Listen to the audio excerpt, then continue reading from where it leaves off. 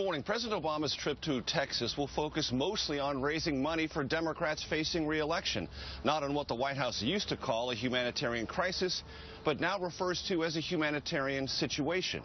By whatever name the president's top advisors concede, this has all become a big political headache.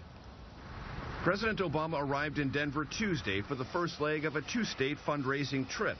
Amid time with donors, the White House hastily added an event later today in Dallas to discuss the burgeoning crisis of unaccompanied minors on the southwest border.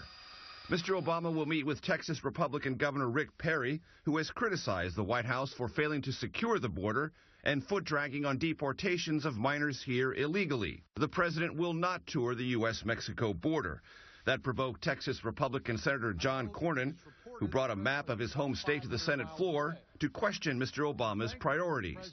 But if you refuse to go out of stubborn pride or whatever the reason is, then you're simply going to be ignorant of what are the best ways we can work together to solve this underlying problem. Go to the border, just 500 miles away, Air Force One, easy to get there, won't take much time, spend an hour on the ground.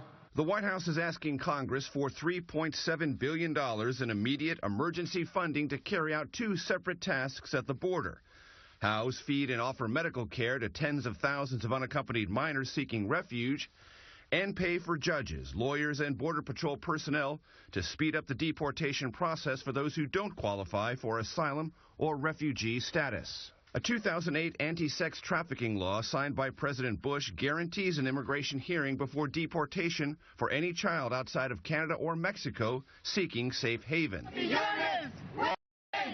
Protests outside the White House this week amplified a message immigrant rights advocates have brought to the president personally. Due process that leads straight to deportation is unjust. We believe that it's unacceptable that we as a country are not treating those victims as the way who they are. They are victims, and we need to train them in that way. The president is pressing ahead with deportations, and the White House will expand the use of video teleconferences to more quickly move these children through the immigration review process, a process that in the end will probably result in many of these children being returned to the Central American country that they fled. Nora? All right, Major, thank you. And this morning,